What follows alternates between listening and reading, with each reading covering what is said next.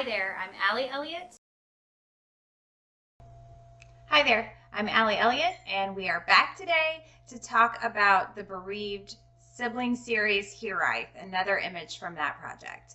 Today we are going to talk about Ayden.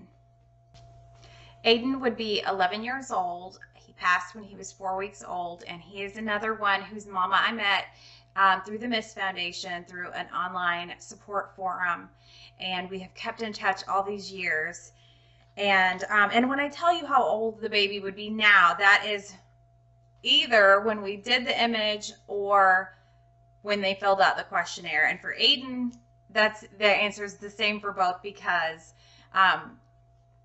he was one of the last families that I was able to photograph in the last couple of months of the project. We had talked about it for years, and it was just one of those things that didn't work out scheduling wise until close to the end.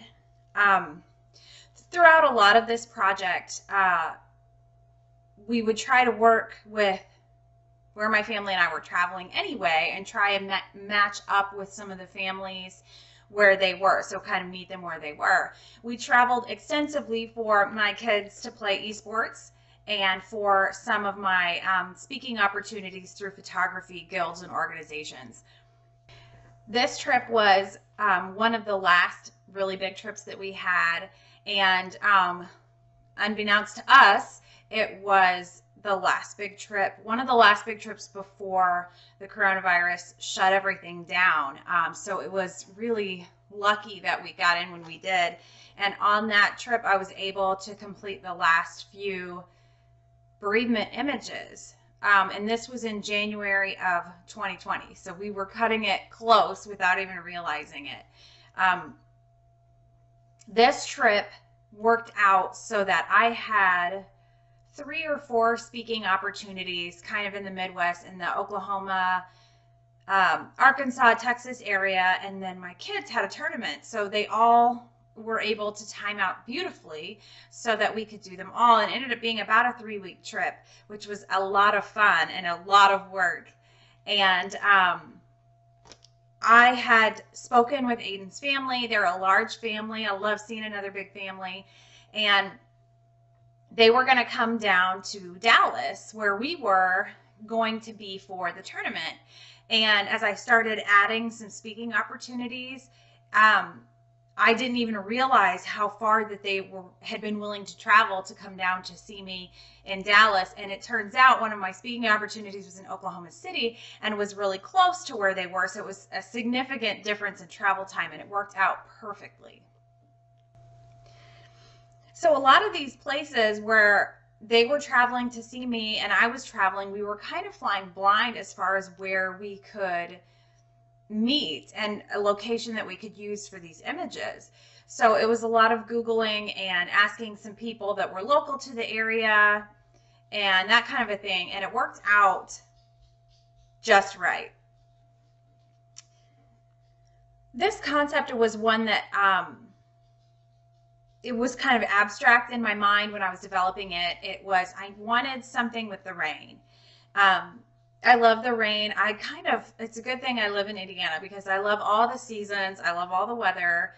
And I wanted to incorporate the rain somehow because it's symbolic. It's tear-filled, but it's cleansing.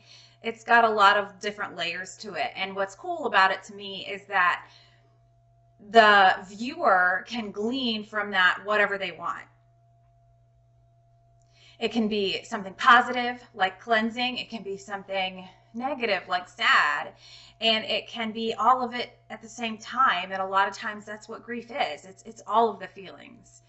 And I wanted to try my best to incorporate all of them into this project, because from the outside it might look like all one thing, like it's simple, and it's anything but. So we met at this park that was it was close to where I had spoken, and it was not ideal light conditions. I had my light, but I didn't have an assistant. My kids are great at light holding, reflector holding. This was a particularly windy day, and I just used my handheld light, my ice light, for supplemental light for detail shots. So for the overall image, I was actually across the lake from them. I had to get at a certain angle to be able to get their reflection. And then the rain was added in post, and that was it's something to sit around waiting for it to rain because you need it for an image. And I never use purchased elements or any images or any components of an image that are not mine. So I had kind of procrastinated a little bit in some of these images because I was waiting for the perfect element. And a lot of times what in my mind was the perfect element ended up being replaced by something that was even better and better than what I could have created if I had been able to control the weather or the, any of the elements that went into it. So a lot of them were being able to adapt. So we were at this park it was a beautiful day. So we were very lucky there. And we had a nice, strong backlight, but we had this building back there, and I wasn't entirely sure that I liked that, and I felt like I might end up taking it out, but I really liked the almost symmetry that it offers, and it gives a little bit of visual interest to balance. I like it when it's almost symmetrical. So it seems like it's going to go one way. Your brain is expecting it to continue in this pattern, and then there's something that breaks that pattern. And I like that for visual interest. So the building, as I worked on this image, I created some taking it out, just extracting them from the image and putting them somewhere else entirely. And I just didn't like it as much. I really liked what that pattern behind them offered. It was kind of this dark, deep mystery. And that was kind of a layer into the visual interest that it offered. Like I said, it was a beautiful day, and they were amazing, and they were beautifully cooperative, and they're a lovely family. And I'm so grateful that it worked out for us to meet the way we did. And I had them all spread out. And then what I did with a lot of these images was move each child into the spot of their missing brother or sister, because each missing brother or sister is built entirely of their siblings, with one exception. And we used Tiffany's hair in Kennedy's picture, which I mentioned a few videos back. But every other sibling is built from their living siblings. So they each have an element from their brothers and sisters. And that's, I think, one of the coolest things about being a mother and watching my children interact with each other are these little connections that they have that intertwine through each other. They each have a very unique connection separately from each other, brother and sister, with one another. Did that make any sense at all? Because it did, it did in my mind. I wanted those little snippets of each other to be apparent. And it might be something that only people very close, the moms, the dads, grandparents, can see within brothers and sisters, but it's there. Whether you see it or not, it's there. Just like, we'll get stopped any given day and say, these two of your kids, are they twins? We used to see it when they were smaller and they were all little white blondes. I don't think they look that much alike. You can maybe tell they're siblings, but they don't have the same face. And we got constantly asked if they were twins, but it was always a different set of kids. So I think that's cool, because that's something that other people are seeing that you don't see because you're too close. And that's the same things with the children that we are missing. There are things about them that other people will see that we don't see because we're too close. So I wanted to offer that to us because we miss out on that in the day-to-day life. I wanted that to be something that we can have even for just this little moment. So I've mentioned this several times because I didn't plan well. That I sent out the questionnaires after most of the images were complete. part of the questionnaire was, what symbols do you have? A lot of us think of butterflies and, pink or blue or whatever. We have these little things that just kind of make us smile, that make us think of our children. And everybody has one that's different. Ayden's is very unique. His family said reindeer. And I love that because it's not something that you hear all the time. It's not the typical rainbows and butterflies and dragonflies kind of a thing, but it's so unique and special to him. The downside is that I didn't prepare to add a reindeer into his image. So I was like, how can I do this and make it flow? It is one of those things that you have to know where to look for and what you're looking for to be able to see it. But I will zoom in here a little bit so that you can see. I have added an outline of a reindeer in the trails of rain. And it is not something that would jump out at anybody. And even if you said, can you find the reindeer in this image, you probably wouldn't be able to.